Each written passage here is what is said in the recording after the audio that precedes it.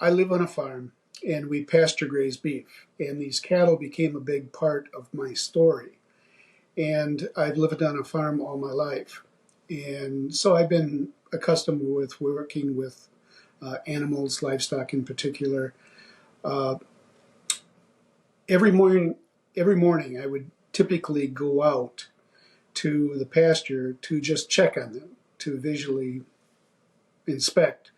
And because I had been close enough with those animals over a long period of time, I could get amongst them just, as they're grazing, and they wouldn't even bother to look at me. I mean, it was just a comfortable symbiotic relationship with the animals.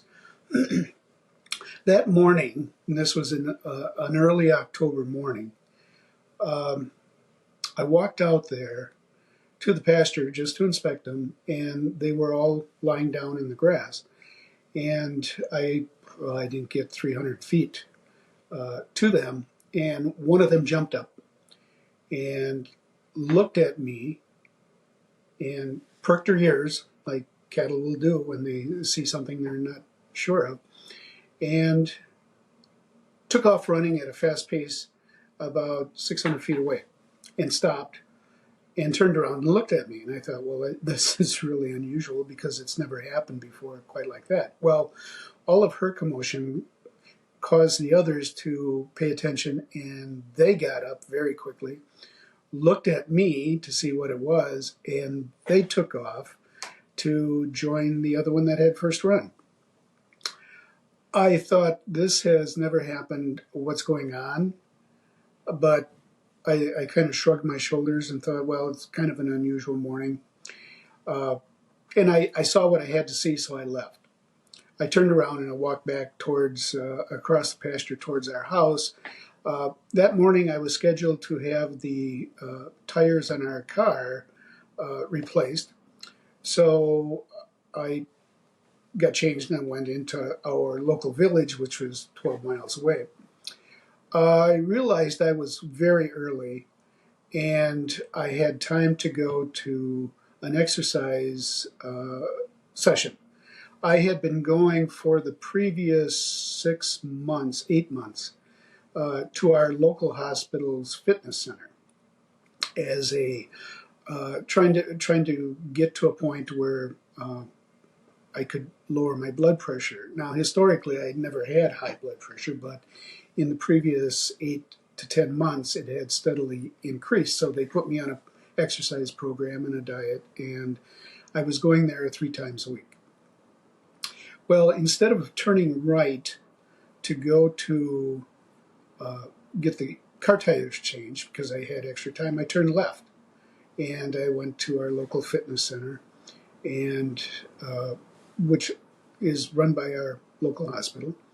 I went downstairs, changed, came back up, said hello to the 5 staff people that were in the room, as I usually did when I was there.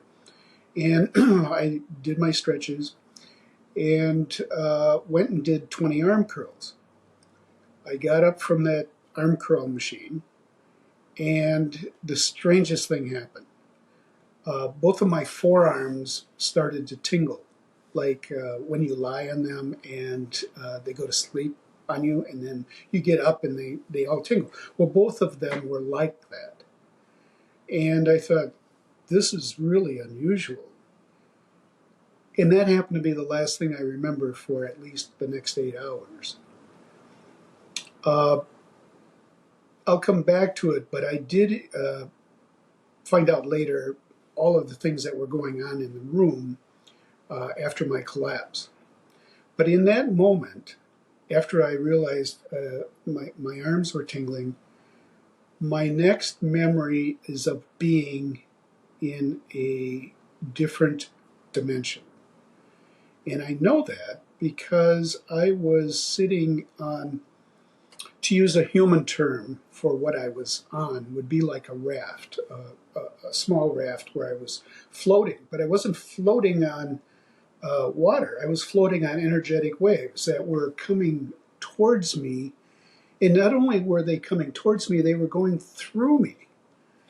And I thought, well, this is really, really interesting, but I have no idea where I am. And as I sat there and just watched as these waves came in, I felt all this unconditional love. That's the best way I can express it. It was warmth. It was welcoming. It was uh, the greatest thing I could feel if I were physically present. It was just a very welcoming atmosphere. So I looked around to my sides, and there were others or other entities doing the same thing, floating on these waves of energy that were continually coming from in front of us as we understand direction, passing through and continuing on back. And I thought, well, I guess I'm not here by myself, but I don't know who all these other entities are. It was at that point I looked up to see what was in front of me. And as I looked up, I could look through my hands. What were, to my sense at that point, my energetic hands, because they were translucent, because the waves were passing through them as well. It would be like having a hologram of yourself and being able to see through it and still realize that you were yourself, but in a different form. Well, when I looked up, I did not see any clouds. I did not see any borders. I did not see any walls, no barriers. It was the biggest amphitheater I had ever witnessed or could witness. It was just immense, immense as in eternal. It went on in all directions. But yet, in the center of all this would be what I can best describe as a golden globe that was emanating all of this energy, that waves that I could see that were passing through and beyond. And looking at this pulsating golden globe of, I mean, if you put 10 million suns together, that doesn't even cover it.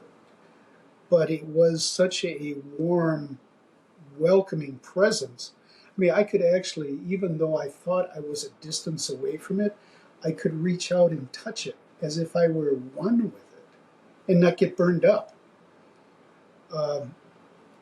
So the other thing I saw besides these waves were little, what I would call little energetic sparkles or sparks coming out in all directions. I mean, they were flying all over.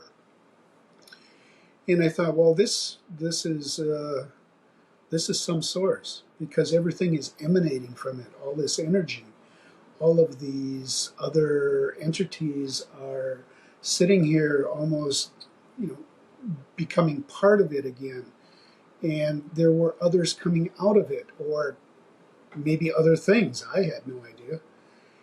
And what I realized then was that this was a source of all creation. Something was creating it. It was, if you will, a God essence. And I use that term mainly because it's easier for an explanation of what I saw. A divine creator, whatever term you want to apply to something that is that immense, that welcoming, that flow of love, that knowledge. Because at the time I sat there, all of a sudden I realized, well, this is what it is. This is all knowledge in front of me. And when I saw these little sparks come out, I just kind of turned to see, and they were all going into the area, the dimension behind me, which is when I decided to turn around and take a look to see what was behind me, because it'd be like going on a trip and not taking a look at a side road. And so I turned around, and the best way I can describe it is to say I saw eternity. And by that I mean, it was like there was this emulsion of energy that as it flowed and formed and let energy through, it still created like a magnification of what I was looking at in the distance. And the ironic thing is, the farther I looked, the clearer it became, which in human terms is really not possible. But I realized at that point, I didn't know I was dead. I didn't know that my body was still back down at the fitness center.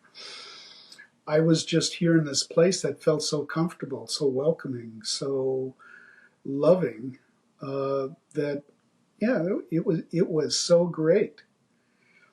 And the other interesting thing I saw in this whole dimension, whether we call it up, down, sideways, north, south, front, back, take your pick. Those are human terms we use so we can have some sort of common agreement as direction. What I saw were universes beyond human comprehension, infinite.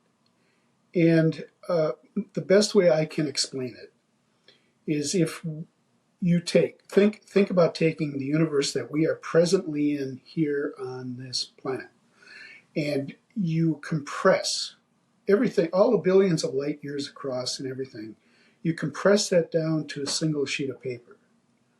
And then you suspend it out here in this eternal dimension. And then you have another one right next to it, another one right next to that, another one right next to that, as you're going in one direction. And then you go in the other direction and you have all these other universes lined up. And then you have them, as we understand, up and down and sideways and lengthwise. Each one of these universes had a filament that were going back to this gigantic source, this God essence in front of me. So the energy that I was feeling was also being filtered and directed into all of these other universes. And it wasn't as if I had to acknowledge it, because I knew that this is how we were created, this is how we are sustained, and this is where I came from. Now, I can't prove that and quantify it, but it's what I experienced. And I'll come back to the rest of it, but I just want to go off on a little side thing here. I know it's true. I know my experience is true, because if you think about, everyone has dreams. And when you have a dream at night, sometimes in the morning you wake up and think, well, that was weird. Or you think that, I wish I could remember what it was about. Dreams have this unique thing about dissipating in front of us. They're like a fog that disperses. So a lot of dreams that I have now, I can't remember. However, I can remember exactly everything that I experienced in that dimension, and I brought it back with me. I don't know how, and I don't know if there's more to it than that. But that is why I can explain what I saw, because it is with me all the time. In fact, it's gotten to the point now, several years later, where I don't even have to close my eyes to think about it, because I can see it in the background of everything that I look at. I can see it in the background of you. I can see it in the background of the person or people that I talk with here. It's not something that is distressful. It's very comforting, because I know that I am just a moment away from experiencing that whole dimension again.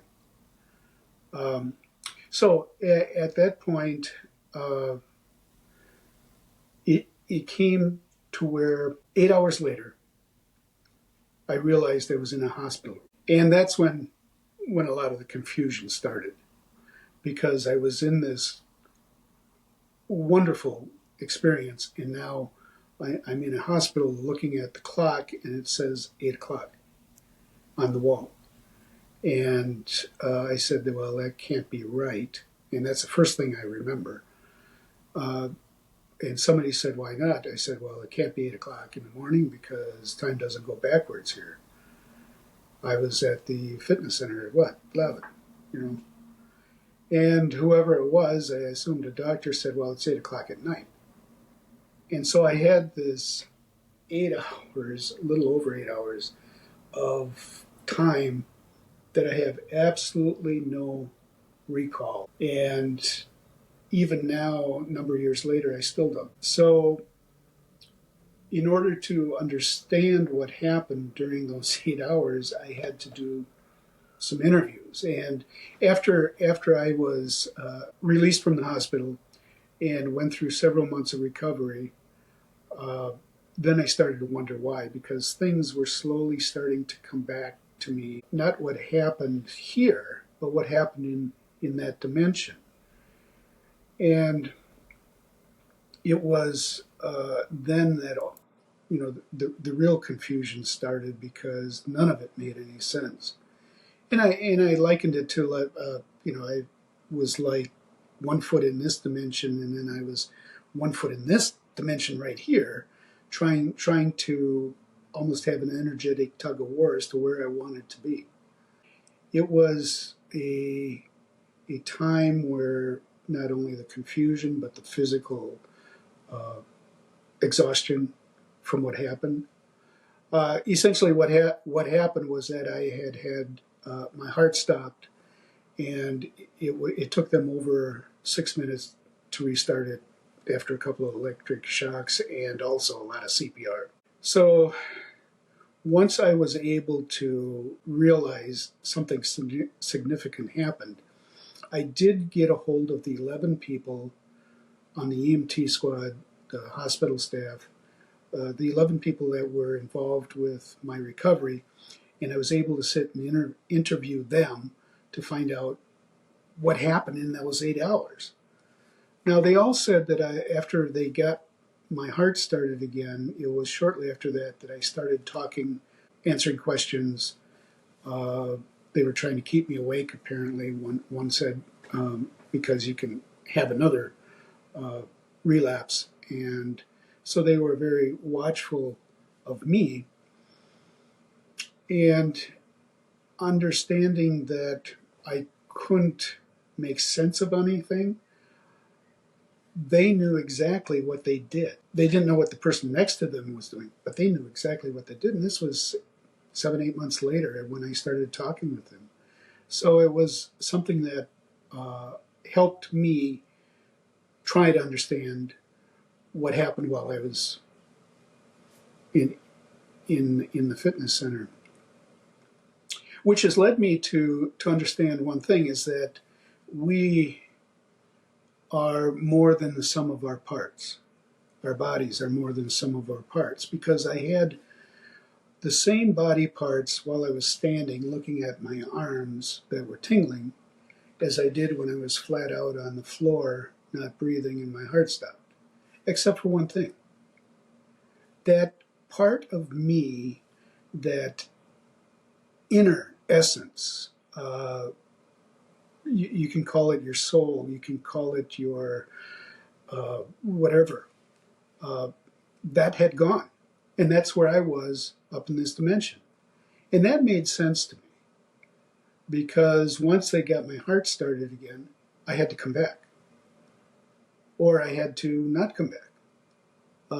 Apparently that was my choice. So the whole episode of what I experienced there has created a better understanding for me of what not only lies ahead for me, but it lies ahead for everyone else that I talk to, whether they want to believe it or not. Because the one thing I learned is that we will continue to go on regardless of what we think here. And whether or not we want it to, we will still go on because the innermost essence of us, the soul, if you will, is not destroyed. That continues. Now, we're going to slough off this body because this body is not made for long-term use.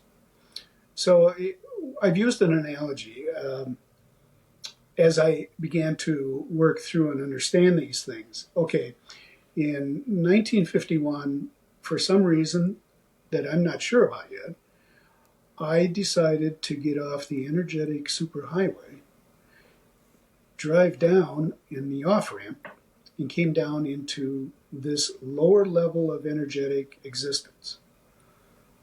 I was born of my parents. I was raised by them, my family. I grew up with them. I'm now here 72 years, a little more, 73 coming up. But I won't be here forever. So when my body uses up its fuel and I depart for good, I'm going to get back on that on-ramp to the energetic superhighway, and I'm going to go on to my next experience because I will still exist, only in a different form than what we see visually here. Each one of us has that divine spark, that DNA of the source of all creation, the God essence, if you will. We are all part of that. And that is why I do believe we will never be destroyed. Now, yes, this body's going to give way, but we will continue to go on. That is the hope that I think I'm trying to express to everyone, is that this is not the end of it, regardless of what you think, how times may not be very well for you at this moment.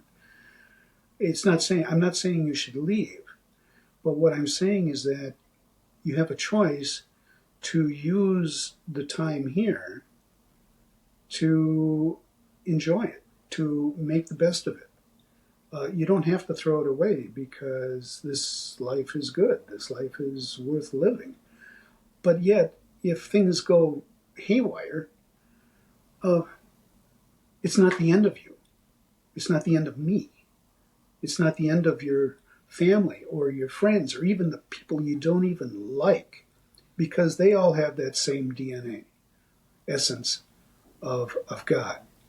And God will accept them just like they did me. Now, I'm not, it took a long time to understand why I came back. But that's the essence of my experience while I was in a different dimension. And coming to this dimension, I had to take the form of a physical body because even though it's a lower energetic level than where I was, because I couldn't experience the same things, like the tactile things, the visual things, in the same way as if I came here as just a spark as a spirit. Now, I'm not saying that's bad. It's just that, well, our experience here is to touch things, feel things, whether it's emotion, whether it's tactile, whatever. That's why we're here. We're here to learn. We sure as heck didn't come here to be destroyed or punished. So that's the essence of what I guess my story is. I love it, and it's such a beautiful story, Philip. So it's so amazing, and what I'm always impressed by is, this fact that you just know that there's different dimensions. It seems like communication is just way easier and almost telepathic, like you have that information already. You don't wander and get an answer. You just know what things are. Well, I think that's true. again, I can't quantify it, but I can give you an example. When I was during my recovery period, and it was more, well, it was physically challenging because I was exhausted from the collapse, and then they put me on blood pressure medication, which did not help, and that actually led to my second collapse uh, 10 months later. Um, Understanding what happened was so primary as to why did this happen, when it happened, where it happened, with all that help available. Now, the doctor said, well, you got lucky, but I don't believe in coincidences anymore. I think there was some sort of a pathway, an energetic pathway laid out for me to make decisions one way or another. And one of them was to turn left instead of turning right. Had I gone to get my, you know, tires changed, I wouldn't have been where people could have helped me. Had I collapsed in our pasture just an hour earlier, nobody would have found me for 6 or 8 hours. So that wouldn't have been useful. So the question of why was a really driving force to understand the whole, how all these different parts fit into the whole. And it came to me apparently in the middle of a night. As I said, I was a bit sluggish because of all of the, because of the blood pressure medications they were giving me. It actually drove it down too low. And incidentally, I did not have any residual damage to my heart after all the electric shocks and the CPR they did. I had two blockages, which they put two stents in and opened them up, and after that, everything was fine. People didn't understand why I looked so good after what happened. So understanding why this happened where it did was really a big deal for me, and which is why I got my medical reports. I was trying to understand the timeline.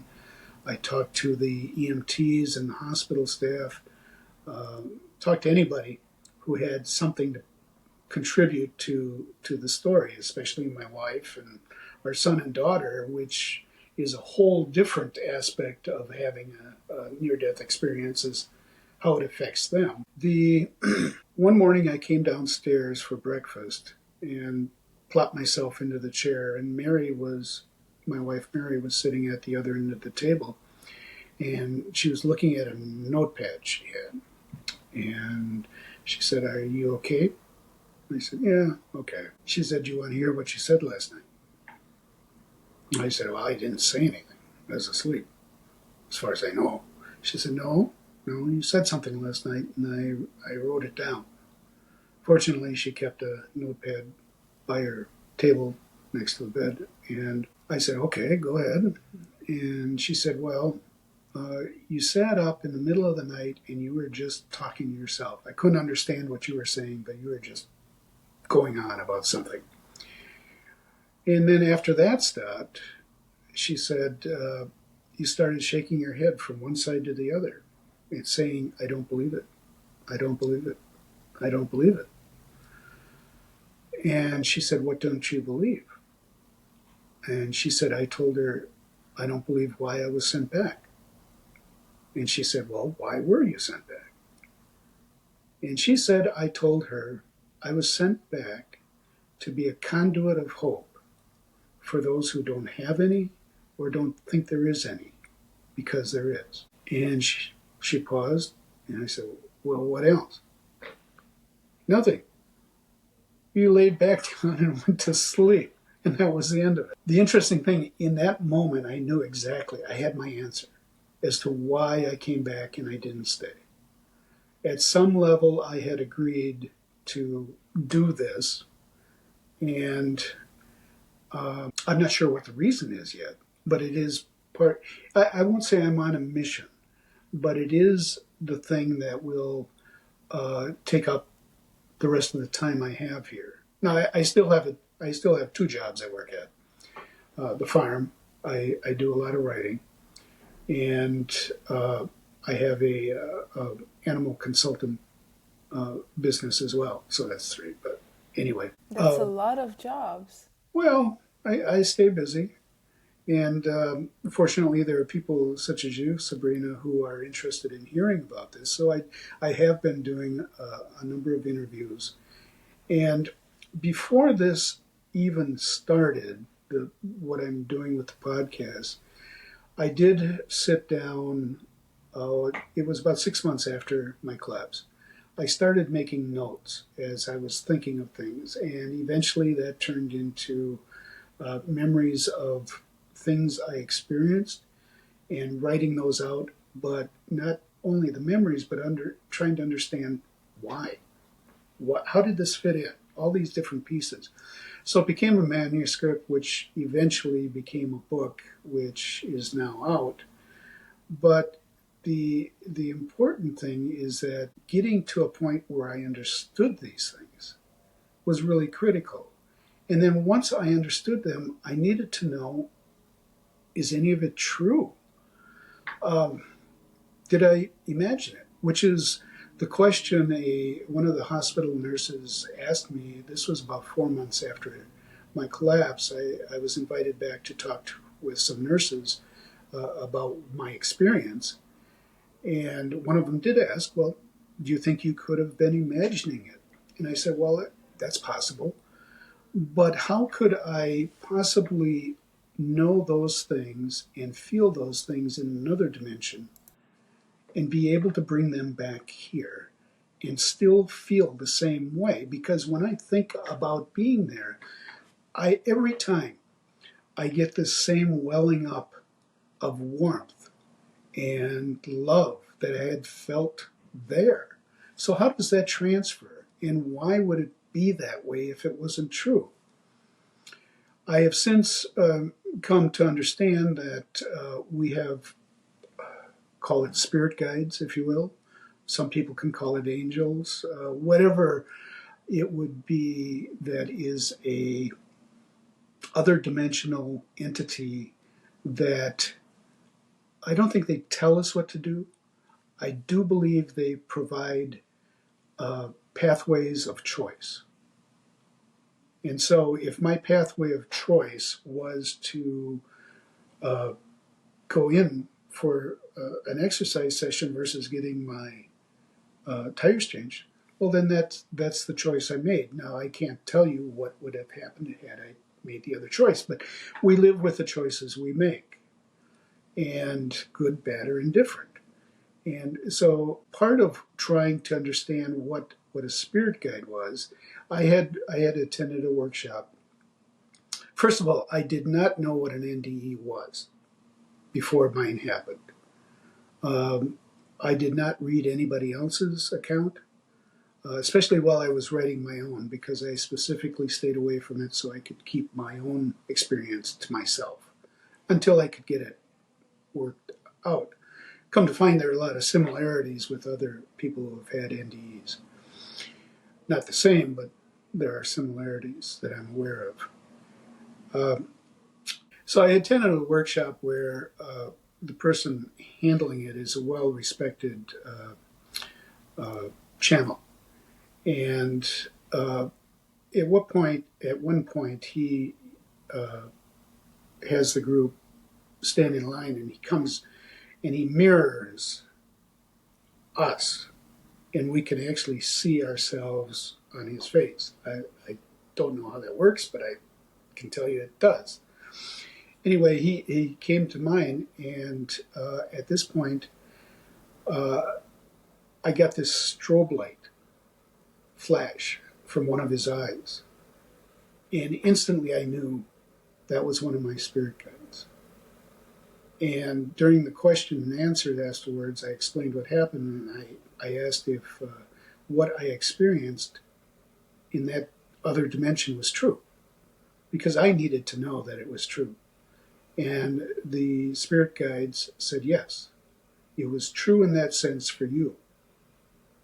And then I was really pleased, because I knew I was not imagining it. And that was important, because if I was going to write something about it or even talk to someone else, I didn't want to be deceived that I was, explaining something I had just imagined. I didn't want to deceive myself. And in turn, I did not want to deceive others with a false narrative.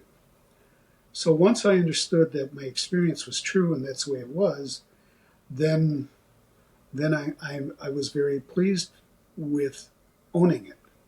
Yeah. Which also got me to another analogy I've used is that if you, with all the information that I was exposed to in that other dimension, which is infinite, I mean, it has all the answers you could possibly ask for, and it has all the questions you could possibly ask. So when you have all knowledge available, it's quite a wondrous thing. But how do you bring that back here? Well, I don't think we do. I certainly know. Well, I don't think I did. And I'll say, okay, take for example, if each of us has a brain with 2 gigabytes of memory, and all of a sudden you're exposed to infinite knowledge, and you take 1,000 terabytes and try to cram it into this 8 gigabyte memory, what's going to happen? Well, you're probably going to crash it. So that would not be useful. A little bit would be useful, yes, but not the whole thing. And I think that getting to the point of knowing all knowledge is something that we can do once we are beyond how we limit our usage here. Okay, so that's why I think that I was only allowed a certain amount of information to come back with me that I could safely handle and understand. Since this episode happened, and it's now 8 years, it took me a year to physically get back in shape. It took me 3 years to write out my thoughts, and then it's not something that immediately you can come out and say. I mean, my wife even a year later still had not quite the comprehension of what I had experienced. Well, she couldn't because it wasn't her experience. But because of that knowledge, I understand things better of what lies out there. And again, no one has to agree with me because this is my experience. I am just explaining what I saw and experienced. And if people want to consider that, I would appreciate it because it's something that I think would be useful for them.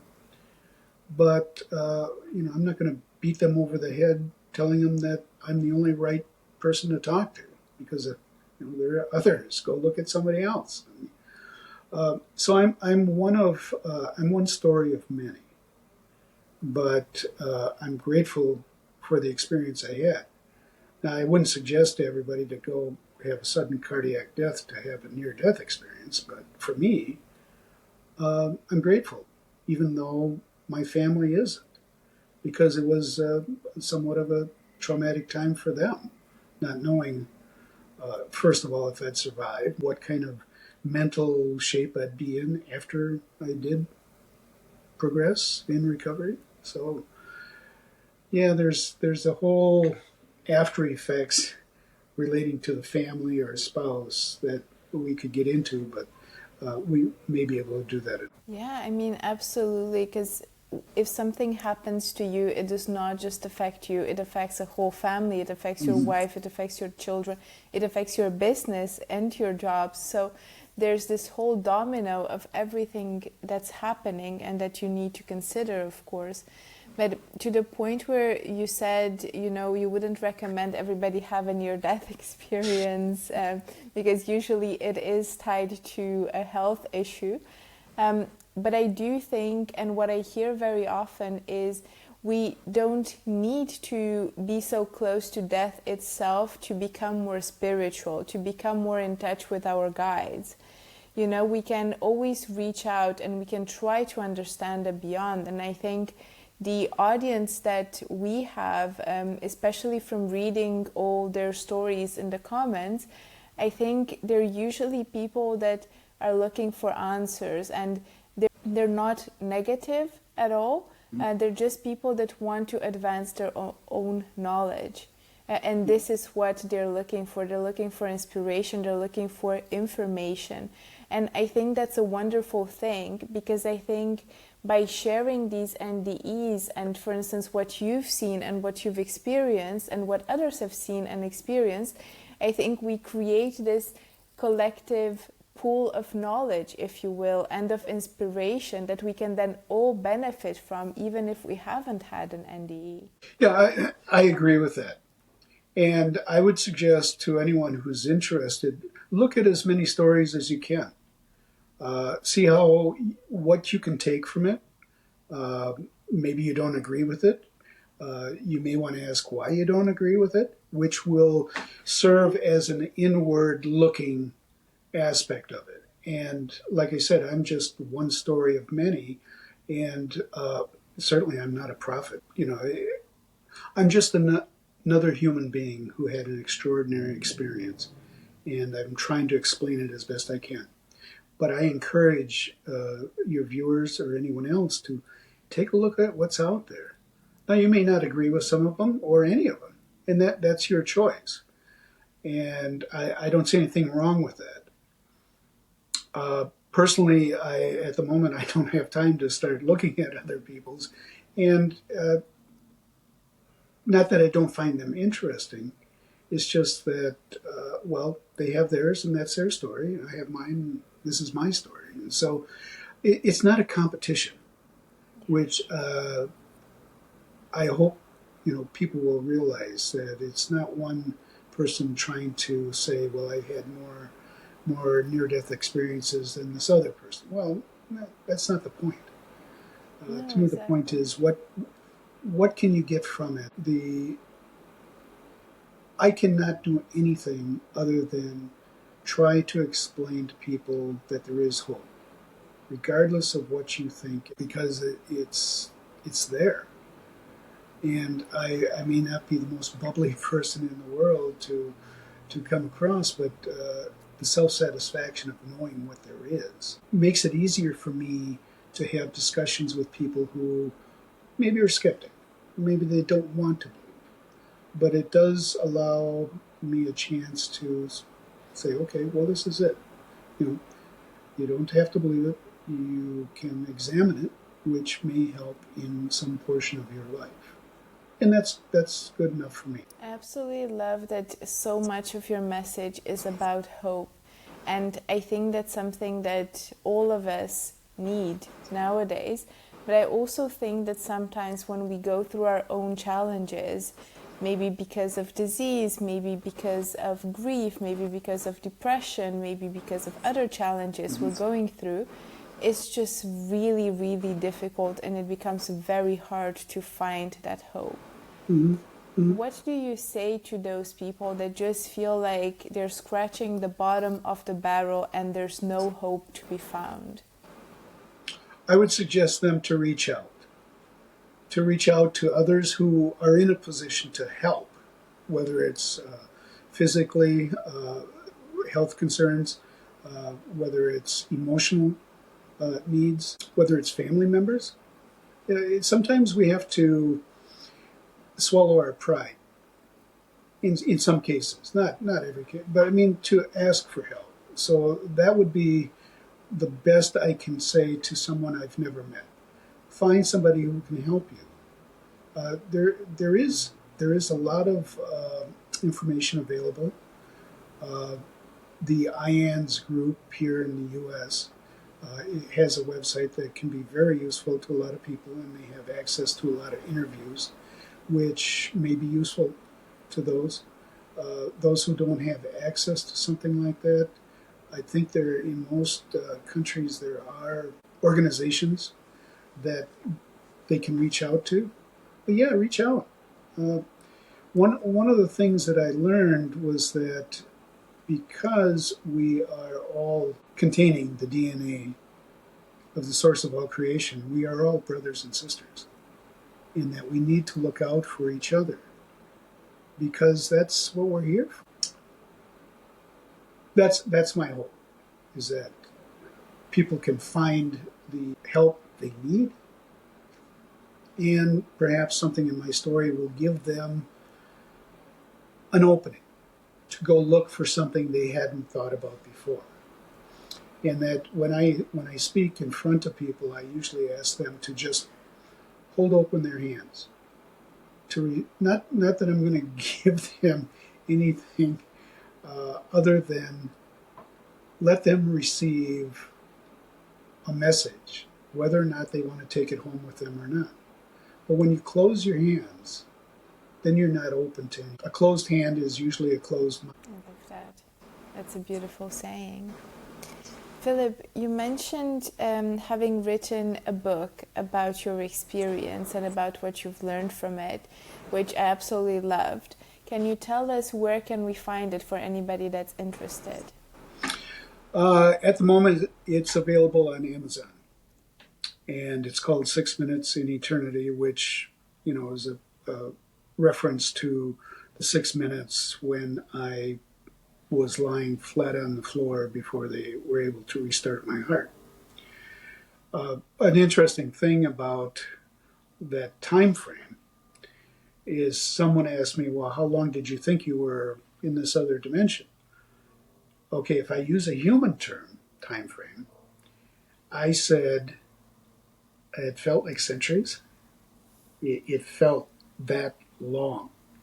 And I was really surprised reading my medical reports that it was only a little over 6 minutes, which actually is kind of at the edge of where they can bring a person back. But time and space are much different in that other dimension because all you have to do there is be. You don't have to do anything. You don't have to go out for a day job. I mean, you don't have to get paid. You just be. And so I would ask anyone who listens to this, just sit. Take 5 minutes and just sit and think about what it would be like if you did not have anything going on other than you just sitting there calmly being yourself. That can be a transformative thing in itself, but that's what it was like.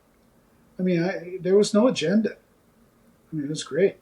Now we have agendas here because that's how we navigate this plane of experience.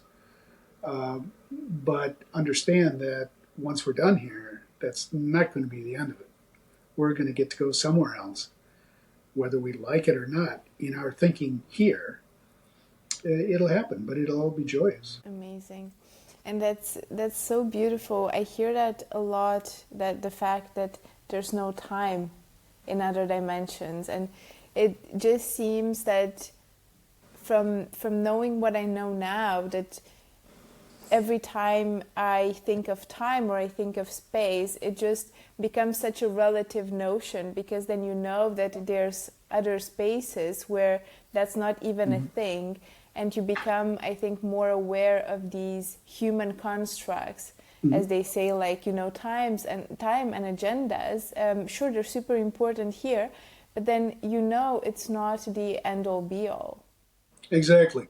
You've hit the point I was going to make, but hadn't missed it along the way. We use time here to navigate this existence, but it hasn't always been that way. 20,000 years ago, I don't think people really considered time other than, the earth turning and the sun coming up, and then night.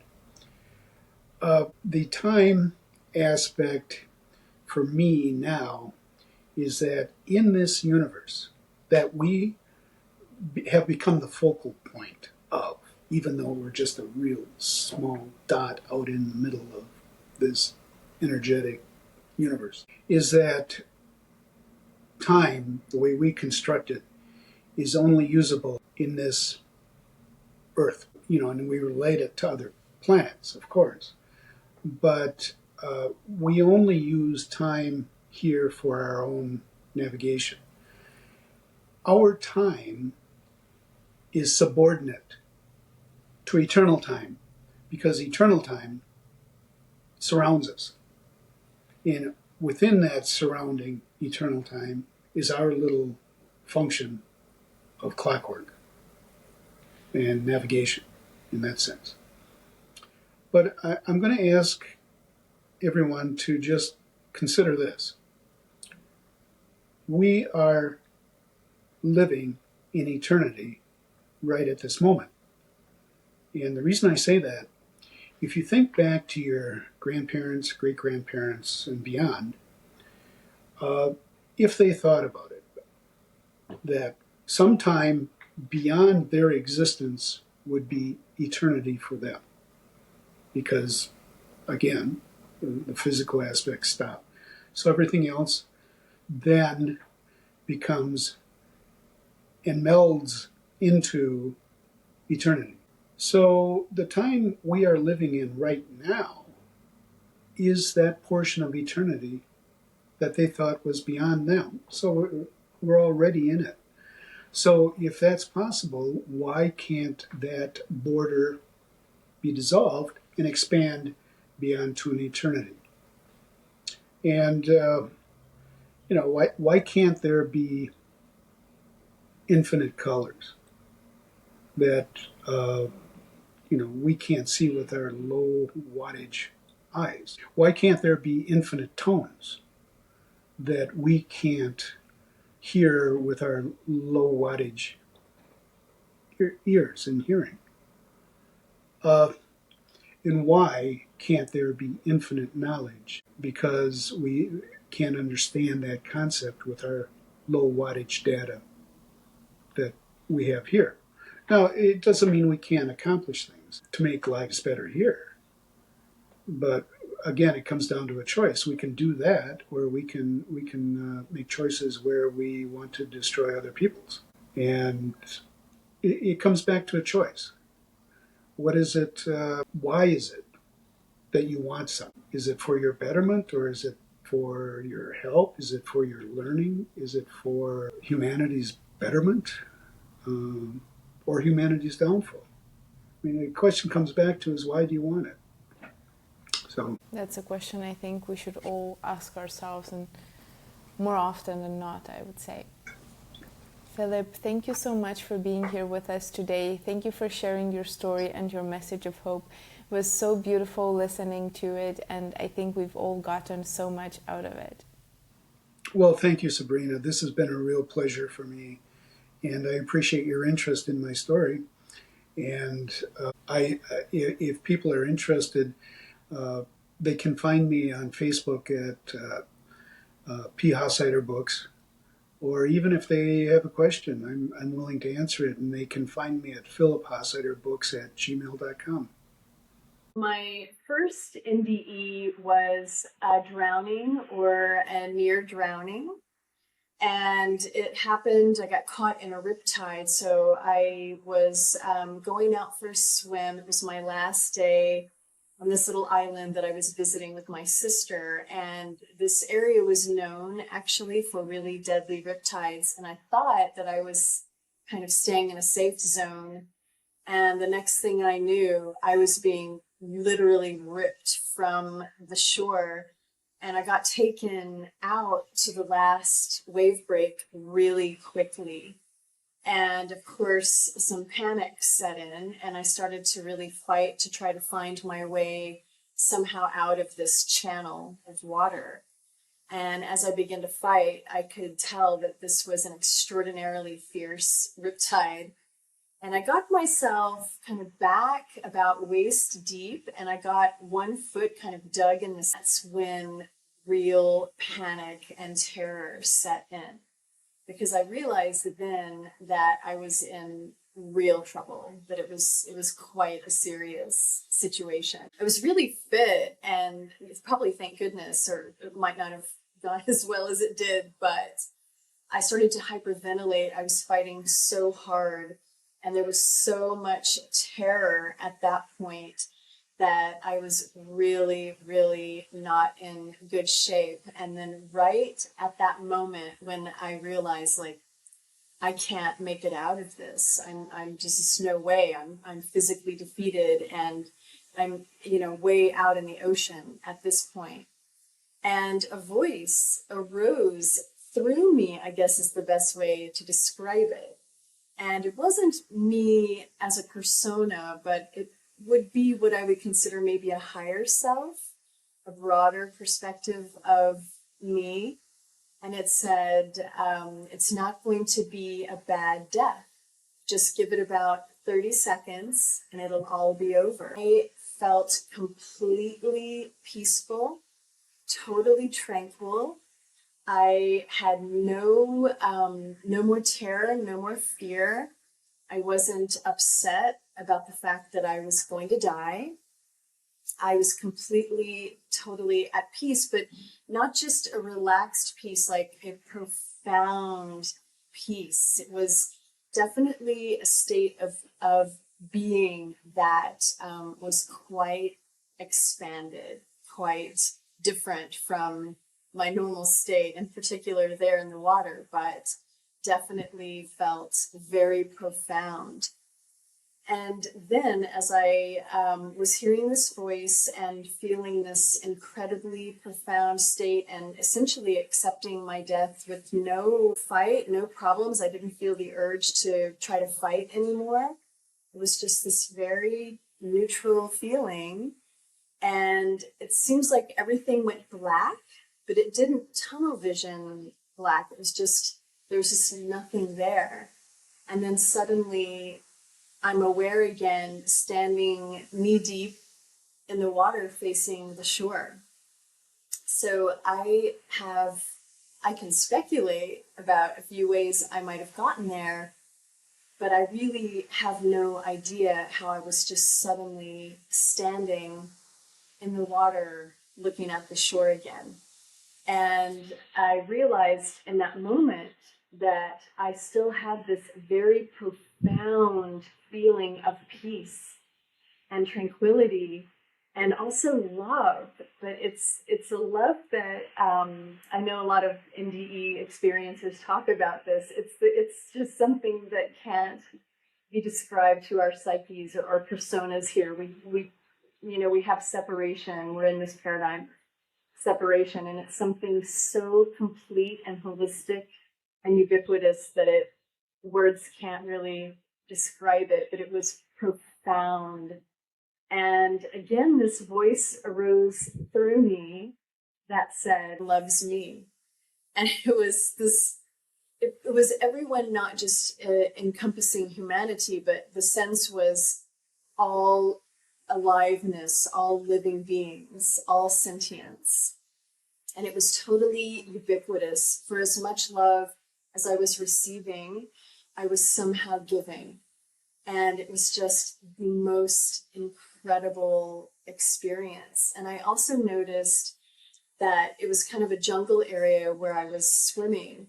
And it was already, but everything just looked so magically beautiful. And I'm still, though, hyperventilating. My body is still clearly moving through this experience of being caught in this riptide, though I was in complete peace in my being.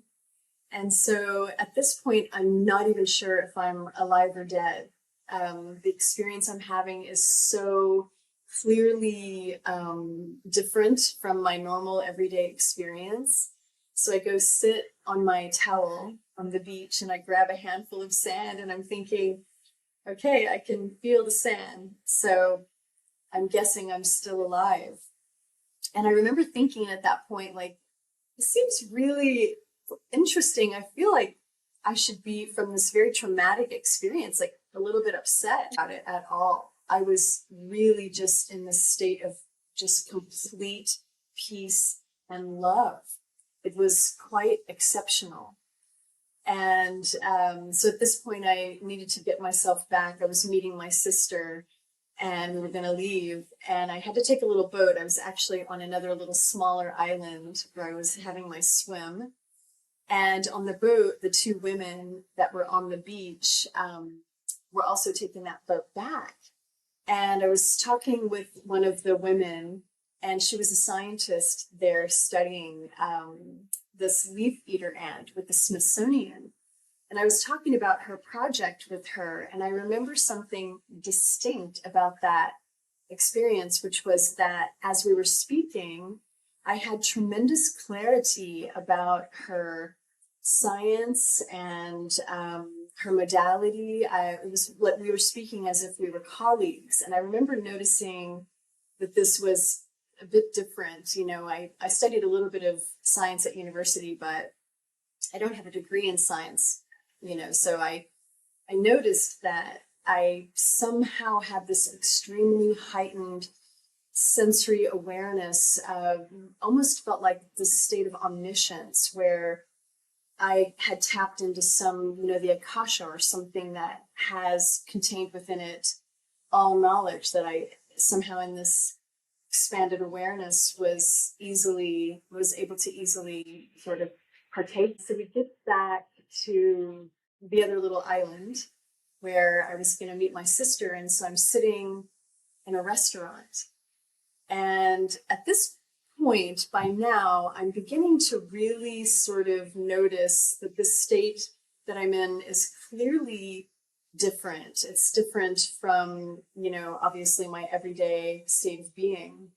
And I'm beginning to wonder, you know, what's going on? What is this? And right as I begin to really inquire, I simultaneously kind of hear and look up into the sky, and I see this enormous portal. And from this portal comes this very, it was kind of like a booming, it wasn't loud, it was just this very loud, not loud, but like male voice that said, "It just is."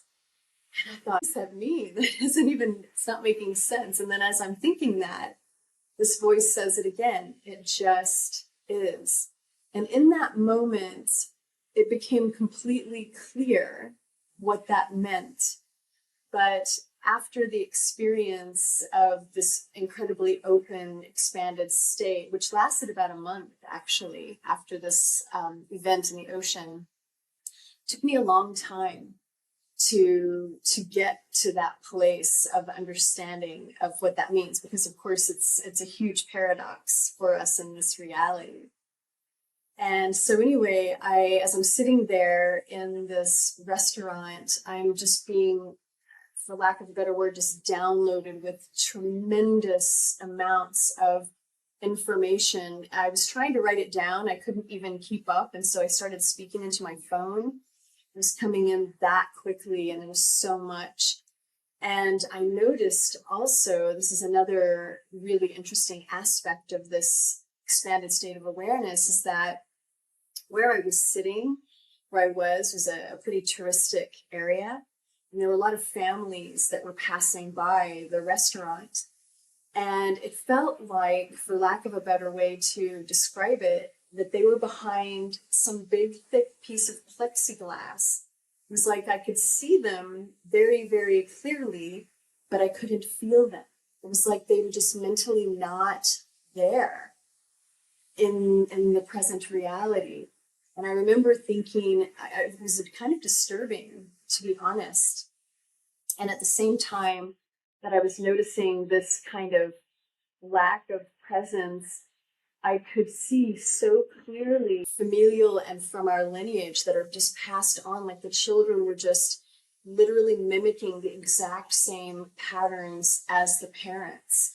And then it became very clear to me how the dis-ease process moves through our body and how it's really metamorphic and epigenetic, and that our bodies are actually quite clear, and that these patterns move in from a broader field and move through our form kind of as we're exposed to them, you know, through our families or people that we spend a lot of time with, our lineage. And so they're really just kind of broader patterns that we take in as innately really just clear. That sounds amazing and incredibly interesting. There's so many things that I want to follow up on in there. But I think, first of all, I would wonder when you were able to see these people, you know, as almost like disconnected from you, like there was a difference between you and them. And of course, I can imagine it felt strange, it felt weird, it felt like something you didn't feel before. But with the knowledge and vocabulary that you have today, what was happening? Were you in different states of consciousness? What were you picking up on from those people? Yeah, I'm glad that you acknowledged that, because this NDE happened 20 years ago. And so, of course, there's been a tremendous understanding that has developed from that time. And what I now know is that I was what is sort of termed present in our sort of spiritual speak of the day, attuned to the all, I guess you could say, or the whole, or all that is.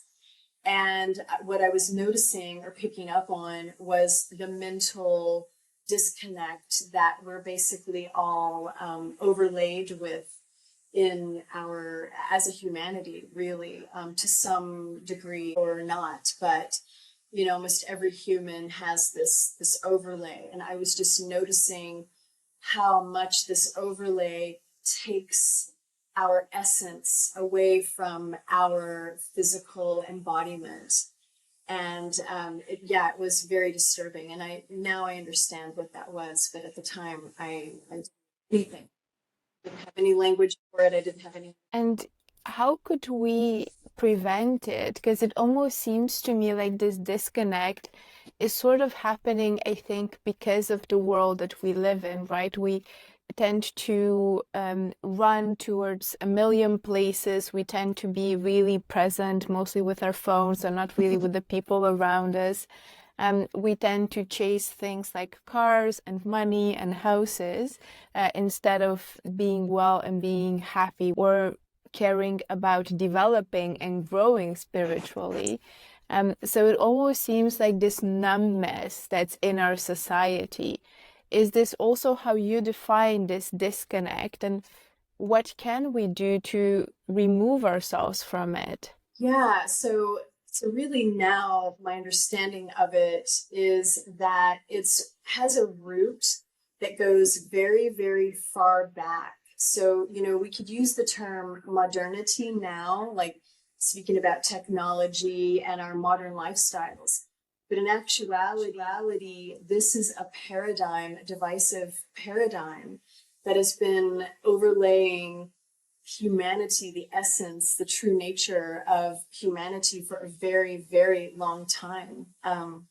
One could even take it back potentially to the notion of another civilization that existed before this humanity came about, the time of Atlantis and their technology. And so the way I would see it is that there is this divisive polarization that comes in somehow into our true nature. How it's, there are a lot of theories about how and why it's overlaying our essential self, but the fact is that it is. And it's really this very deep, deeply rooted paradigm. I would express it as duality, as separation, essentially the notion that we are a persona and that somehow we're outside of the rest of everything. And of course, this is a complete fallacy. It's not at all the true nature of our being. And the state that I was in after coming out of the ocean was basically the true state, the original state, I believe, of our humanity and of our not just humanity, but of our natural being. We express it as humanity. Other living beings express it as their form. But the notion of separation, which has, I think been around a long, long time, I feel is at the root of it. And then from there, of course, it just builds into complexity. And then modernity has really served as a divisive tool to take us from what I believe are native or indigenous selves. And there are still some humans on this planet who are not corrupted by this notion of separation, but few and far between. I do feel like increasingly more of us are trying to look for answers, are trying to raise our vibration, are starting to be more interested in just things that are good for the soul. Right. Yeah, and I think I call it an expression, you could call it the work that emerged from this first, I've had two NDEs, but from the first one, this very deep inquiry emerged, if you can imagine, thinking, what was that exactly? A lot of NDE experiencers have this state while they're sort of crossed over or in, the other dimension. I had it as awakened. And so, of course, it sparked tremendous inquiry. And as a result, I've been able to tap into some what I would consider universal principles, feminine principles, the return of feminine, basically just returning us to a state of being holistic and original again. And so, for example, one of your questions about how to return, or I call it reorient, essentially, reorient ourselves into this natural, original state. For example, the notion of bilateral symmetry in our physical body is a dualistic artificial concept, one of those seed concepts that I speak about that has divested us from our embodied form. So we're really radial, is curved and holistic. And we've been fed this notion that we're bilateral, that we can be divided. And so it has set up this very divisive dissonance between our senses and our cognition. So our senses, of course, are functioning in a fully 360-degree spherical environment. You can look at the cochlea and the inner ear, which is essentially a spiral, and it gauges our proprioception. So it's very clear that we're physically 360 degrees, and yet we're peripheralizing our senses to what we call sides, to the edges of our form. And the truth is that we originate through a center. We're of radial symmetry, as are all living beings in 3 dimensions. That's just the nature. And so reorienting the embodied form in a sensory way, I think, is one of the ways to purge this very divisive duality structure, because of course it changes perspective, and the perspective is a dimensional shift. So our bodies exist in this 3-dimensional holistic state, but our minds have been forced to function in duality. And so there's this underlying dissonance that is rattling us in a sensory way, and it's creating this, you could call it a static or a lack of clarity. I call it a lack of orientation. It's taking us from being oriented. And when you're oriented in a 360-degree way through your physical form, that moves through the mental body in the same way. And so you end up having a dimensional shift of perspective. And then these divisive tools aren't as attractive. In fact, they become quite repulsive. And like for me, living in a modern culture is absolutely repulsive. I want nothing to do with it. It's so dissonant and disturbing to me. And I understand a lot of people are, they have to do that. That's just sort of what's happening in their way. But there are embodied principles that we can begin moving through that will reharmonize and reclarify and recohere our physical form, our sensory body, our mental body, and our spiritual self, and bring them back into coherence. So what are these practices? How do we even start? Yeah, well, radial symmetry, for one, which is, of course, a paradox, because we've been taught to think of ourselves as sides. And so returning to the notion of orienting through centrality. And so, for example, if you're just standing, if you just imagine a vortice moving right through the center of your trunk, and so you feel yourself as 360 degrees form, as spherical, as part of this 360-degree environment. Start really sensing all the way around and through the body. And it really begins. So the thing is, we don't have to teach our body or our mind this. This is an organic, natural state. And so once we begin having the clarity and returning to this, for example, just this radial symmetry, the body is reflexive and reflective, and it will inherently begin to return also through the physical state of radial symmetry. And so we really don't have to do much, but part of my work is teaching people how to begin to reorient their body through this radial dynamic. Yeah, so there are some techniques that I teach for it, but yeah, just sensing yourself as having a central vortex and being 360 degrees. And if you look at your body, it's completely clear. There's nothing flat. There's not a straight line. There's not an angle or a plane. Those are all completely artifice. That's just artificial math that's been put upon our body so that it can be plotted and graphed. It's not the reality. You also mentioned disease and how the body is in itself perfect and it's not in a state of disease, or there's nothing essentially wrong with it. But when we are so disconnected, right, like we are picking up things that then manifest, and I'm paraphrasing here, but that manifest into ailments or diseases. So could you tell me more about your view on why disease happens, and how should we make sense of it?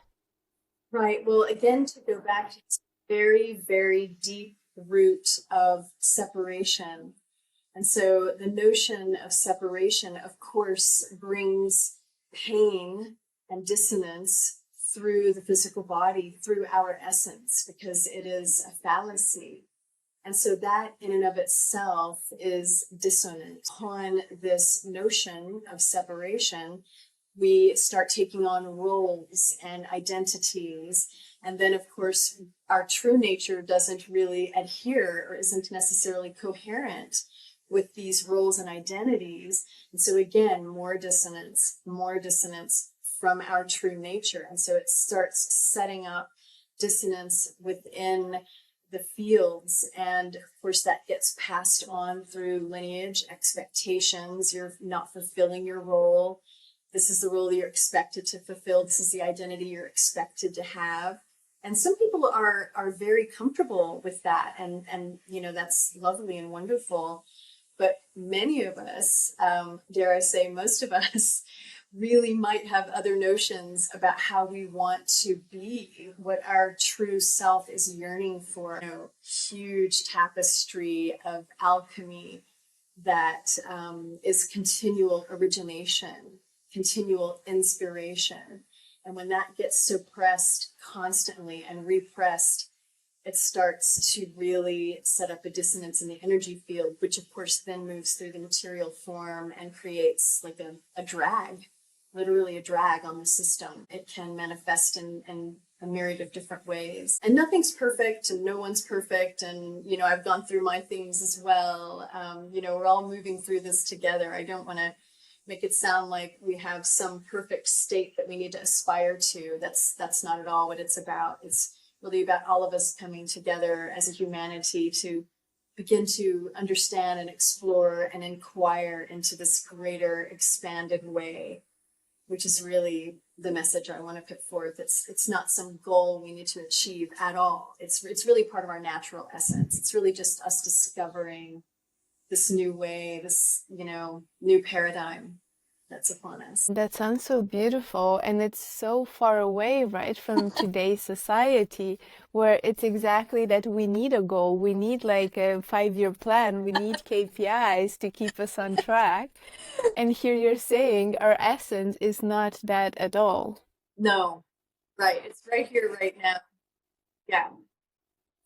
It's what is. I think that it makes it even more difficult to accept, right? Because everything we've created, say deadlines, meetings, all of those things we've made ourselves. They're man-made constructs. There's really not much to it. So it's very different when you view it through the paradigm of I can subscribe to a deadline or I could not, because it's not quite a lion in the savannah threatening to eat you and then you have to run, but you could just say, well, I'm not going to let this one thing stress me out and I'm not going to subscribe to that. Feels different thinking about it that way. Yes, right. And that's kind of the point I was maybe not making so well earlier, is that the paradigm shift, kind of embracing the paradox of it just is, which is a tremendous paradox, but the willingness you were asking about, what we can do, and being willing to embrace these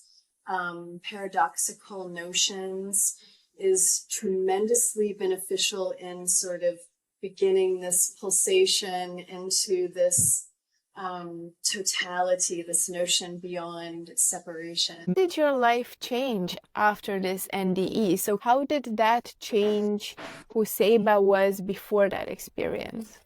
Well, truth be told, was born a little bit different. So I came into this world quite different. I already had what would be, I guess, considered a very expanded perspective or paradigm. But of course, as a child, I didn't understand this at all. For example, I saw everyone as a light being, and I had no idea other people did not see that way. And so, for example, one of the difficulties that arose as a result of that is that I could see very clearly the dissonance between people trying to fulfill roles and identities that weren't true to them, that weren't part of their true nature, and who they were holistically. And for a kid, it was very terrifying because they looked like they appeared that they were lying and they weren't being truthful. World, you think they have total integrity. You just assume they have integrity. And when you can see this dissonance, it's very frightening. And so it created tremendous anxiety. And so I was always trying to fit in, and yet in this incredible state of anxiety, knowing that this wasn't the truth of the reality. But I fought really hard to fit in because I didn't understand at all what was happening. And I thought it was completely me. I thought something was wrong with me for a very, very long time. So I kind of went along with the play, if you will. I kind of adapted these roles and identities, and they were never comfortable. In fact, they created tremendous pain in my being. And so basically, by the time this NDE happened, I broke completely away and just decided to live as my true self. And no longer was I going to try to fit into any kind of role or identity in society in that way ever again. It just became so clear that it wasn't going to be possible for me anymore to even try to pretend to fit in. And so I already had a lot of, high degree of telepathy and all of these attributes. And really, we all do. Again, I don't want to set myself apart. I don't want to claim any sort of authority or knowing. Essentially, we're all just being overlain by this root separation paradigm that is creating a dissonance, which is taking us away from our true nature, which encompasses these abilities. These are very natural human abilities. Animals have them. Of course, we're animals, but other animals use them all the time. And, we too are highly telepathic, every single one of us. This is who we all are. This is our true nature. And because I arrived here in such a heightened state of awareness or expanded awareness, I utilized them quite easily. And then, of course, after the NDE, I just began freely using them without feeling like I needed to explain myself anymore. So that sounds like quite a liberation, right? From trying to fit into this social construct, man-made box, to finally accepting what your inner self was saying all along that you should be. Absolutely. And it didn't come without pain and struggle. I want to be clear about that as well. And especially because I know now a lot of people are beginning to become more aware of this true nature. And as this separation paradigm is beginning to be questioned by more and more people, and these rules and identities are being broken through, it can create a little bit of isolation, and we have to move away sometimes from groups of people that we've been associated with. It can happen that way. And so it can come with a little bit of, it can be some growing pains as part of that. And so it's not all of this, it's not idyllic necessarily, but it's essential. For me anyway, it's essential. I can't play the game anymore, because I realize that and create a lot of problems for me. I can imagine. And I tend to always say that the universe or whoever just nudges you in the right direction. And usually, when you avoid challenges, you avoid going through the growing pains, you're just being pushed in that direction. And Right. initially, the pushes are quite gentle, right? But the more you resist it, Hopefully, they stop being gentle and you're just being shoved towards where you need to go. especially when the awareness rises through us. There are people for whom this notion of this current reality is very comfortable.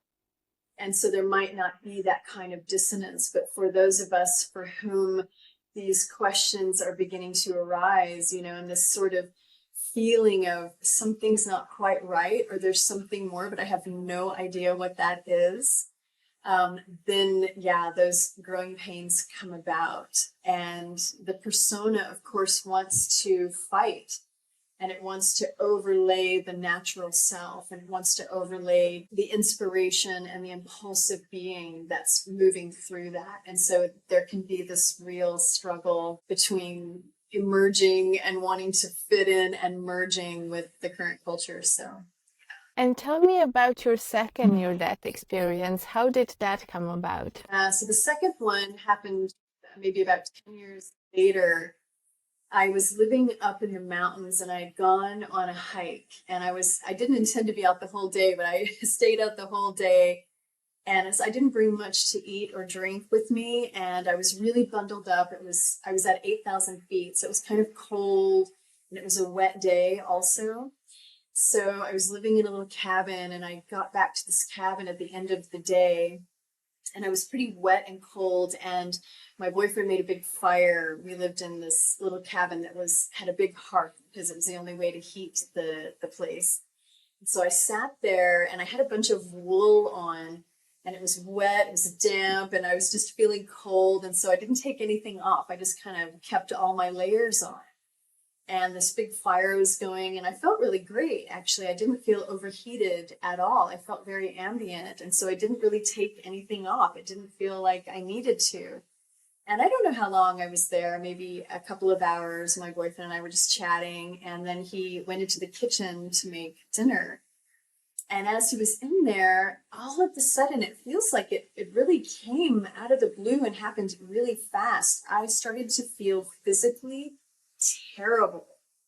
It was really strange, and it felt very ominous. It didn't feel like I feel a little bad or a little, like a little bit down. It felt like, wow, something terrible is happening to my body. And there was a little couch kind of off to one side. It was just a one-room little cabin. And I thought, I'm going to go lay down on that couch. And then this kind of same voice that emerged through me in the ocean came through. And this voice said, if you go lay on that couch, you're not going to get up, with the clear meaning of you're going to die. And at this point, I thought, oh, this is really, I don't know what's happening, but it's very serious and it's very bad. And so there was a table and a couple of chairs across the room near my boyfriend who was cooking. And I thought, just got to get over there and get his attention. So I just kind of stumbled across the room, and I got into this chair, and I told him, I said, I'm going to faint. And he looked over to me at that point. He was like, I could see on his face, like, I didn't look very good, obviously. And he comes over and he feels my back. And he's like, oh my God, you're burning up. And so I learned later, I guess, that wool really traps heat. I guess that's the reason people love wool, is that it keeps in body heat. And as I'd been sitting there by the fire, I must have basically just been becoming extremely dehydrated. So I don't know if it was a combination of dehydration, heat stroke, I'm not sure. But whatever it was quite serious, and I could tell that I was going to lose consciousness. And it felt like I wasn't just going to faint. It felt like something very, very ominous was about to happen. And so I just started pulling all my layers off, and I asked him for some water and some honey just to try to keep myself conscious. I was really scared at that point, and I just did not want to lose consciousness.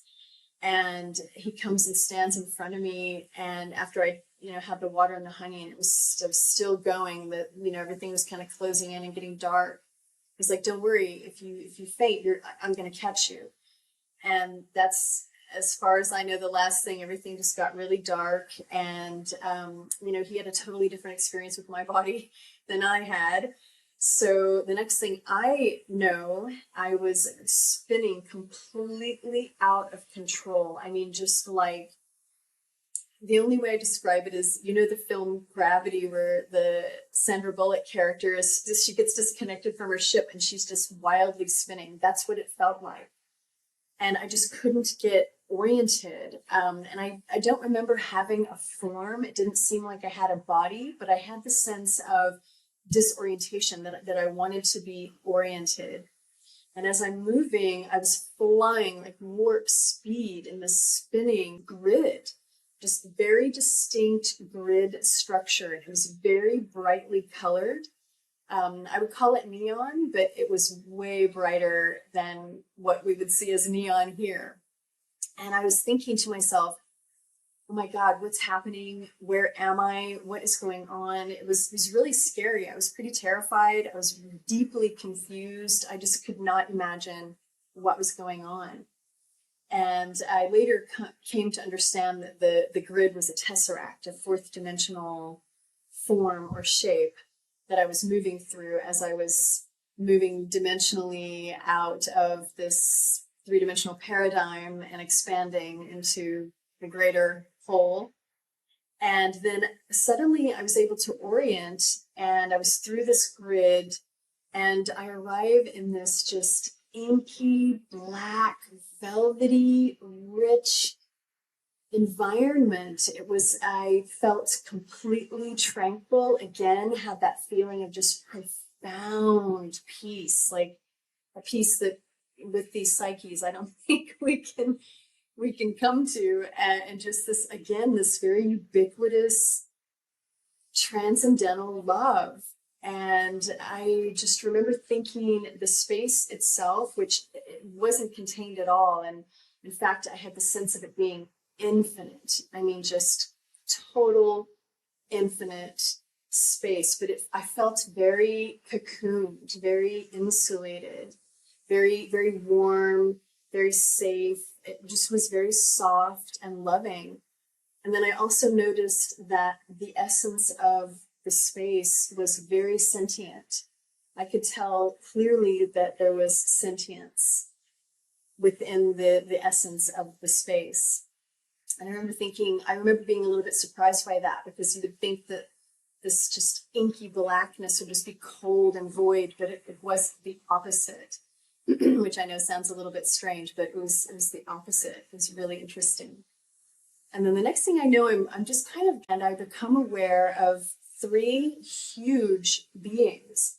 And I remember, it's strange because I don't remember having or not having a body, but I'm pretty sure I did not have form. But I remember having to look up at them. And we're having this pretty intense conversation. It wasn't, I don't feel like I was being scolded, or it was pretty neutral on their part, but it felt very firm, sort of very much like kind of a guidance situation. And I felt on the receiving end of it. And then as we are speaking, I hear this, for lack of a better way to describe it, it was just a sound as I understood it then. And I don't know if you know the Charlie Brown character in the US. It's a cartoon, and when the adults would call, they would have this wah, wah, wah sound on the phone. Well, that's exactly kind of what it sounded like, just this jumbled sort of sound. And as I kind of oriented my focus toward it, I don't, at the time I was experiencing this, it wasn't clear what I was seeing, but in recall, I can see clearly that it was our planet.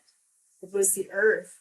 And I could see this brilliant blue and this inky black background. It was like so beautiful. And I could see the white atmosphere around it, but I didn't note anything significant about that in that moment.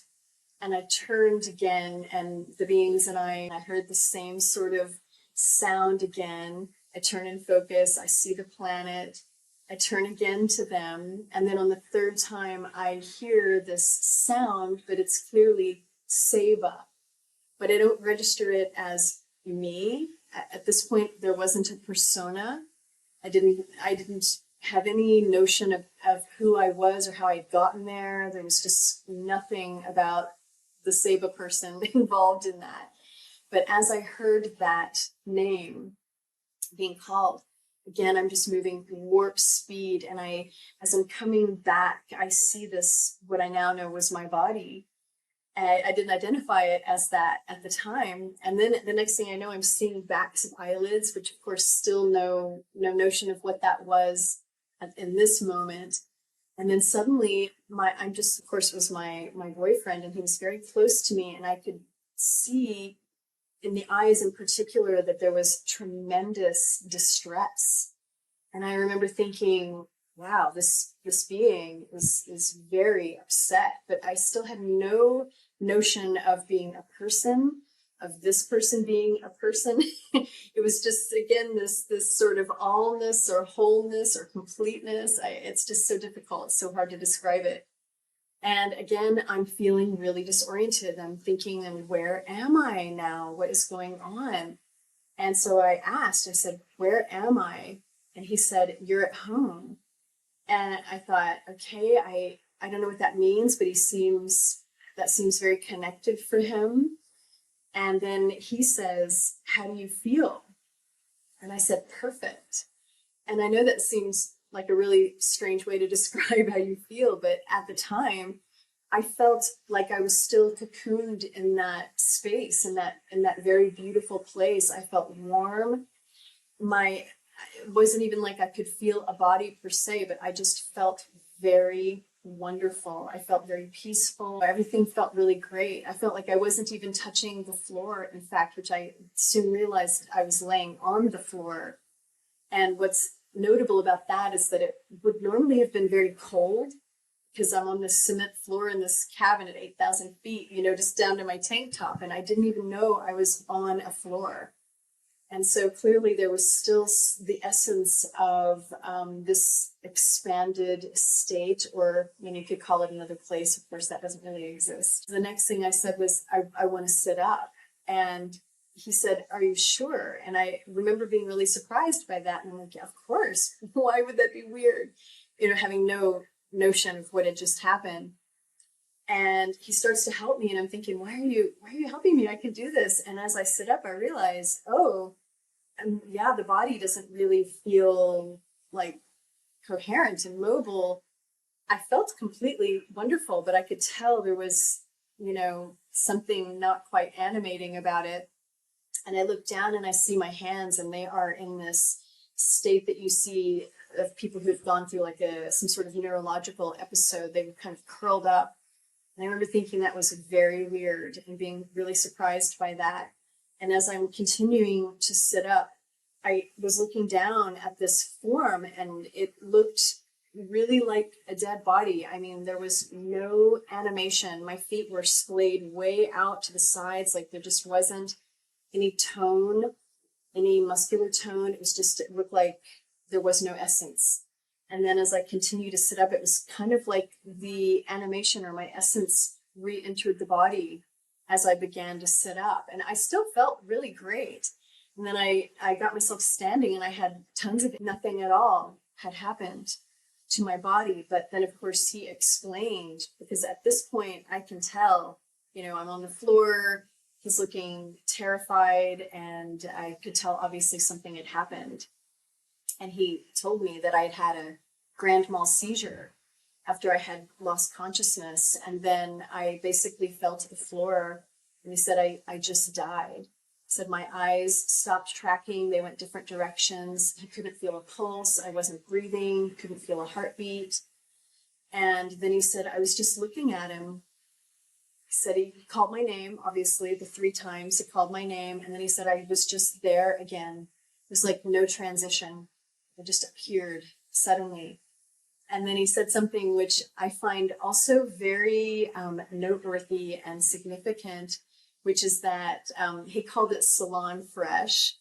And he said that when I was just there again, it looked like I was lit from the inside. He's like, you looked like you had 360-degree lighting, and you looked like you were about 20 years old. And at the time I was like 48.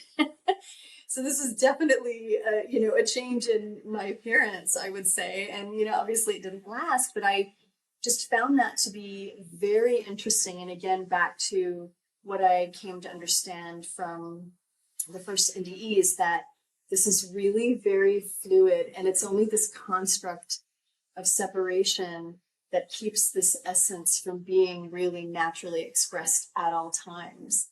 And that age is just a construct.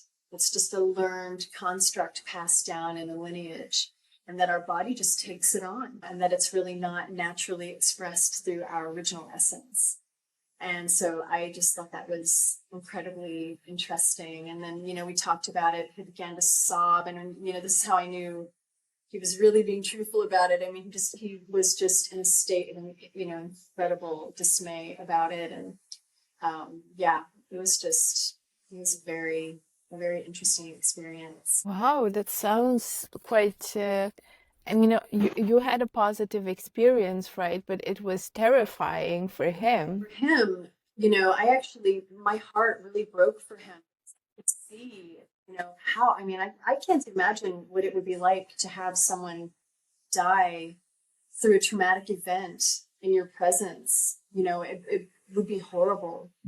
And I really felt for him. But yeah, on my side, I never, I didn't feel anything traumatic in the body at all. My essence had already left the body. I believe even from the grand mal seizure, I was already being transported through dimensional perspective. Yeah. Why do you think you came back? I guess the obvious answer would be that I felt like I wanted to be in this reality to put forth what I had come to understand, and now what was being really reinforced.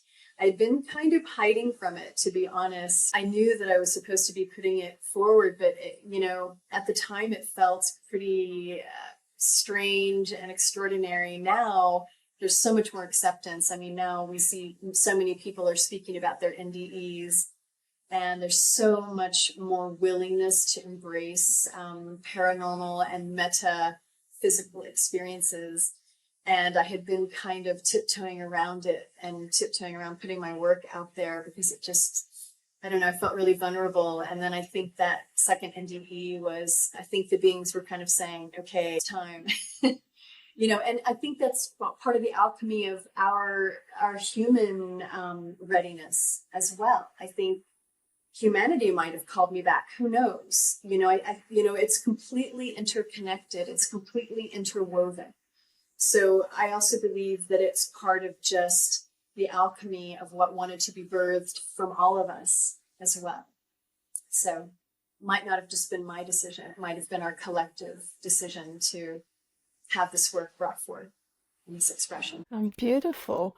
And it does sound like, first of all, the first NDE changed you and changed your path a lot, but it almost sounds like you needed to have the second one to sort of remind you and steer you more into that direction. I think so. I know that I was definitely being hesitant about putting the work forward, and I had this concern of not appearing professional. And at the time, which would have been 20 years ago from the first NDE, you weren't considered a professional person if you were talking about metaphysical experiences. And again, I'm trying to fit in this role identity and, put forth this essence, and it really was difficult to, I could leave society myself as a person, but then to put the work forward and the expression forward felt a little bit intimidating. And I think that the second NDE was sort of like, okay, it's time.